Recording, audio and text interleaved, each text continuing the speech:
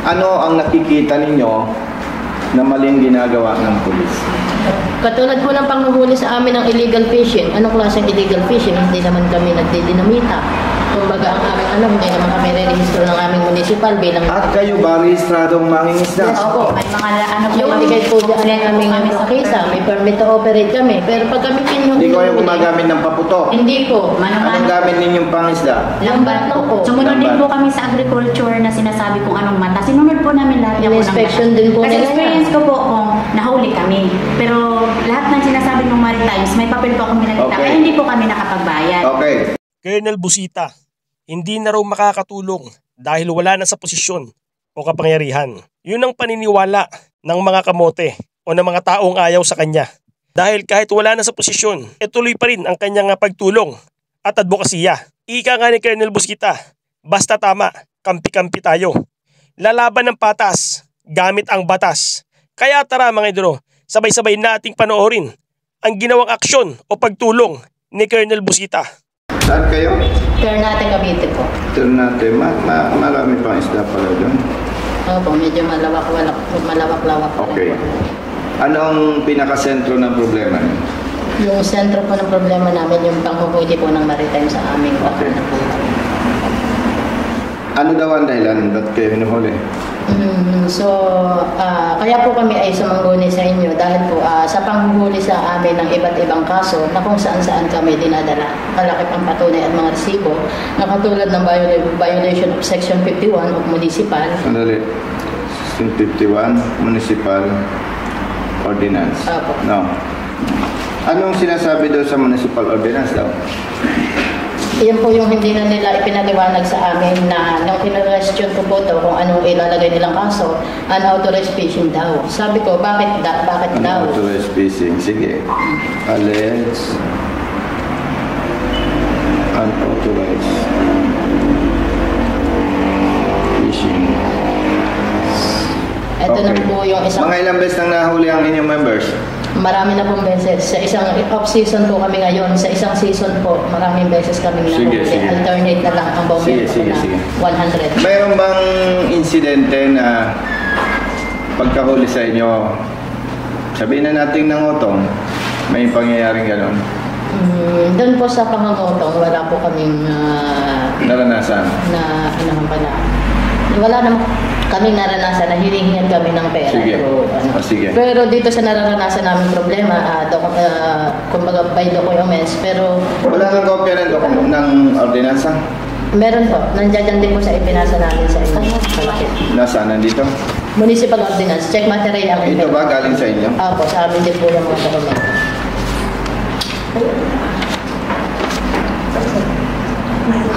Ate, ordinance. Ito, ganito ha. Para malinaw sa inyo. Ako congressman hanggang June 30. Okay? Pero, alam nyo naman, hindi ko rin alam kung paano tayo natalo. No? Pinapaliwanag ko sa inyo ito na noong pulis pa ako, tumutulong na ako. Nagretiro ako sa pulis, tumutulong pa rin. Nag-congressman, diretso pa rin pagtulong. Walang pinipili. Ngayon, huwag kayong malungkot na hindi na ako congressman, hindi ako nanalong senador. Huwag kayong malungkot dahil nandito pa rin yung aming opisina, bukas na bukas para tumulong. Ngayon, sabi nung iba, yung masasamang tao, hindi masasamang lalaki yung masasamang tao, wala nang magagawa yan, talo yan, hindi na yung congressman, hindi yan senador. Huwag kayong maniniwala doon sapagkat ang pagtulong ko base sa batas. Halimbawa, ikaw ay motorista, mali ang huli sa'yo, hindi pwedeng magmamatigas ang nanunungkulan dahil ang armas na ginagamit natin batas. Ibig sabihin, kahit nakapwesto ka, hindi ka pwedeng magmatigas. Kasi ang ating panangga, batas. Nagagawa nila yan sa iba dahil walang alam sa batas. Ibig sabihin, huwag kayong malungkot dahil hindi mababago kung paano ko tumulong noon, hanggang ngayon gagawin ko. No? Sinanggit ko sa inyo yan para malaman nyo na hindi politika ang pipigil sa atin. At gusto ko rin banggitin sa inyo, ang totoo niyan, ang ama't ina ko, mga kapatid ko magsisaka. Sino sa inyong lumaki sa bahay kubo sa inyo? Bahay kubo. Yung ang bubong ay pawid. Ang dingding pawid pa rin. Ang dingding ninyo pawid, kami sa wali. Niyog. Niyog. Hindi ko sabihin yung po di ba palapas? Nilitirintas ko. Kaya nga, yung sa amin, sa wali, yung kawayang manipis, tapos parang sa wali. Ang bintana, walang bisagra, may tali na kawad. Tukodan. Tapos sa side kawayan. Tapos bababa ka sa hagdan. Yung inyong flooring, pagbaba ng hagdan, may simento, lupa. Pag natag-araw, malikabok na. Pag tag-ulan, putik. Yan. Ang lutuan, ang lutuan, yung kaldero, may bato. Papatong ang kawali o kaldero, tama? Ang gatong kahoy. Kami, walang kubeta. Inukay na lupa. Kami, wala po. Kaya kung saan-saan din lang. Wala po. No? Yan, kakaintindihan tayo. Ano? Tapos, bata pa ako, nakita ko na pag nagsumbong ka sa otoridad, sa pulis, di ka papansinin. Hampas lupa ka lang eh. Ang tingin sa'yo, walang silbi. Ang siste po, ang naranasan ko rin po, yung tatanungin pa po at tayong mahirap na kaya nyo bang magbayad ng mga ganito, mga dokumento ganito, oo, magbabayad kayo. Parang nagsusumbong ka, ang trato sa'yo, ikaw yung kriminal, ano? Oo, yan. Oo. Yan yung dinanas ng pamilya ko noong bata pa ako. Naranasan ko rin na maaresto na walang kaso. High school ako. Huwag kayong malungkot na wala ako sa posisyon. Kasi ang gagamitin natin batas. Halimbawa, naabuso ka ng pulis. Mayroon diyang public attorney's office. Alam ko na mandato nila. Kaya ako lalapit para sa'yo. Halimbawa, naabuso ka ng pulis. Meron diyang PNP, Internal Affairs Service. Pag lumapit ako para sa'yo, hindi sila pwedeng tumanggi. Dahil trabaho nila. Ang mahalaga dyan, tama ang iyong ginagawa.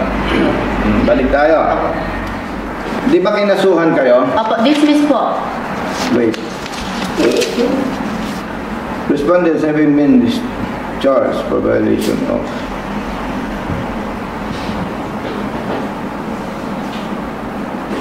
Hindi, ang nangyari ay nagbayad na lang ng multa eh. Ito po yung dismiss namin.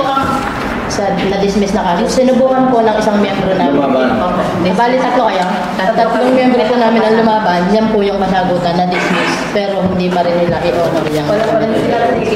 Yan kasi nagbayad na ano, parang di ba tinuruan na lang na mag-amin na magbayad na para tapos na agad. Huli pa rin nila na huli. Kasi yun ang gusto nila nga, na umamin na magbayad na para tapos na agad. Pero ito, inilaban mo nga sa Oo, huli. di ba dismiss na? Inilaban ko talaga yung akin. Nilaban. Ito, yan. Balakpakan nyo naman.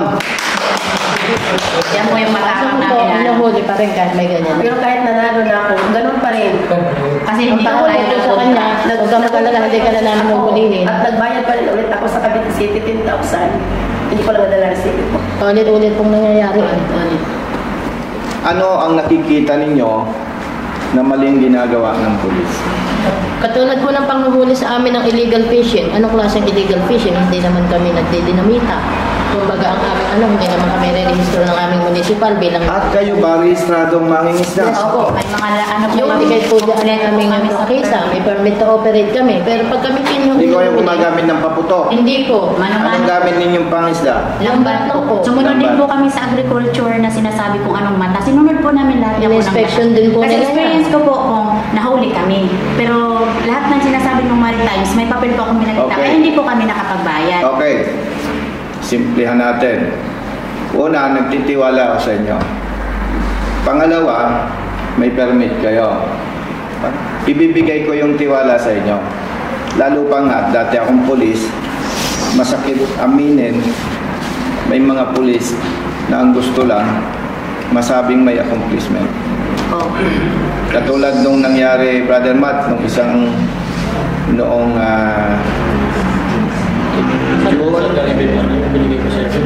June 4, yung nahuli sa Lucena. Ang umorder ng ibon, inutosan ng, hindi ko sigurado dahil hindi pa kompleto ng investigation, hindi ko malaman kung asset o yung police umorder ng ibon.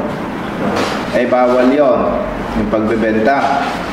Ang nakikita nating mali doon, nag-booking sa Lalamove. So kung kayo ay naglalamove at nag-booking siya dito sa area, isa sa inyo mamalasin. Ibig sabihin, i-accept mo. Pag-accept mo, di-deliver mo. Huhulihan ka ng pulis, kakasuhan ka. Mali yon.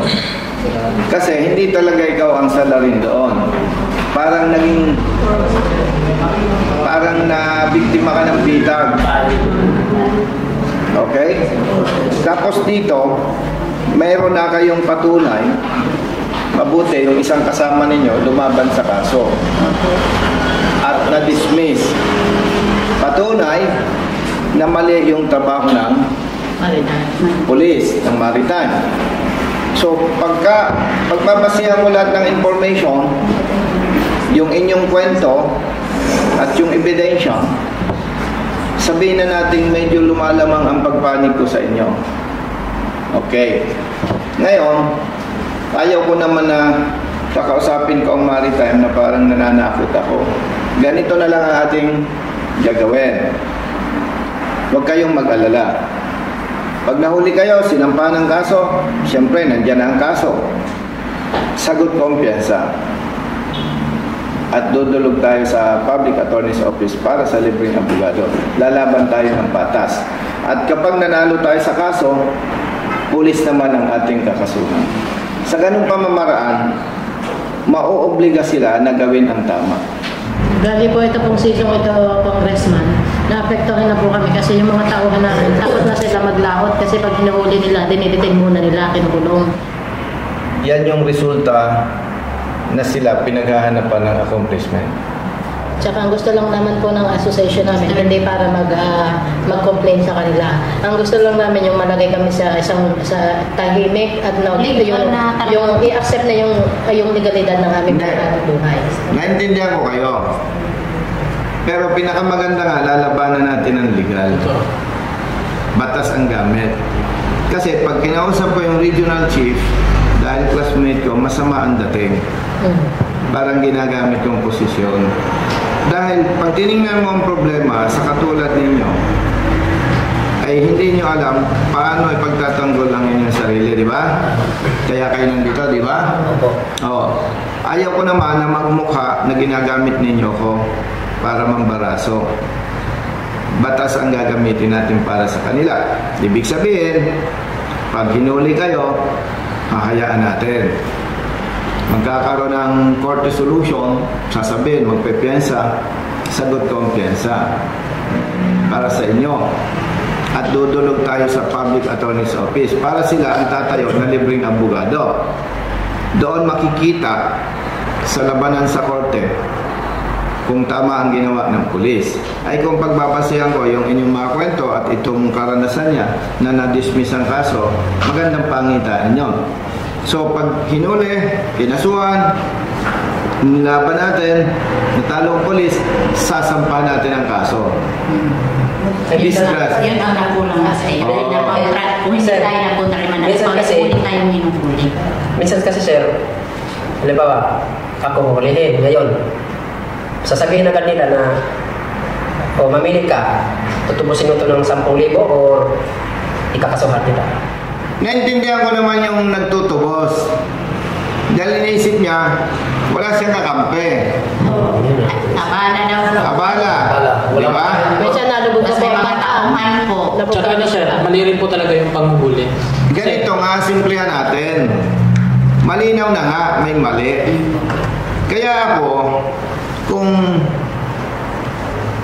gusto ninyo na maputol ang kabuktutan, susunod kayo sa gusto ko. Kasi kaya ganito ang gusto ko, para maprotektahan kayo. Kasi halimbawa, hinuli ka, mali ang pagkahuli, tutubos ka, wala tayong magagawa. Paulit-ulit na lang yun.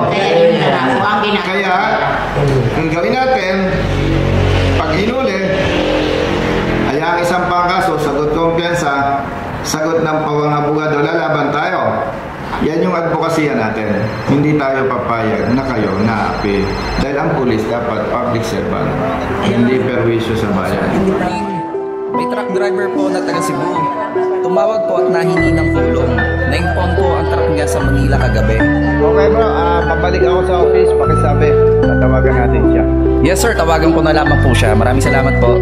Okay, bye-bye. Huwag ka namang di ka nag-iisa. Basta nasa tama may kakampi ka. Nandiyan si Colonel Busita. Nandiyan si Colonel Busita. Huwag ka namang di ka nag-iisa. Basta nasa tama may kakampi ka. Nandiyan si Colonel Busita. Nandiyan si Colonel Busita. Bilat sa init, minsa'y basa din ng ulan. Pawis na gumuguhit sa mismo ring katawan. Kadalasang sumisingit, pagod nararamdaman. Ngunit diretso sa pagpihit, kumalaman ng tiyan.